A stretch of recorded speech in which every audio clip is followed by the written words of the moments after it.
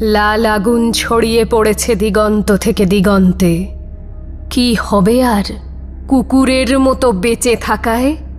কতদিন তুষ্ট থাকবে আর অপরের ফেলে দেওয়া উচ্ছিষ্ট হাড়ে? মনের কথা ব্যক্ত করবে ক্ষীণ অস্পষ্ট কেউ কেউ শব্দে। ক্ষুধিত পেটে ধুঁকে ধুঁকে চলবে কতদিন? ঝুলে পড়া তোমার জিভ শ্বাসে প্রশ্বাসে ক্লান্তি টেনে কাঁপতে থাকবে কতকাল?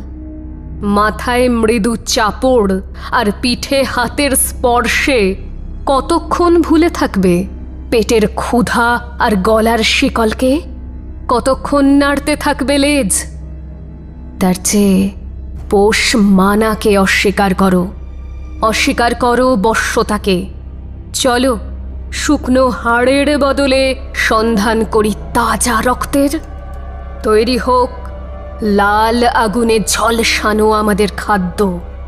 শিকলের দাগ ঢেকে দিয়ে গজিয়ে উঠুক সিংহের কেশর প্রত্যেকের ঘাড়ে।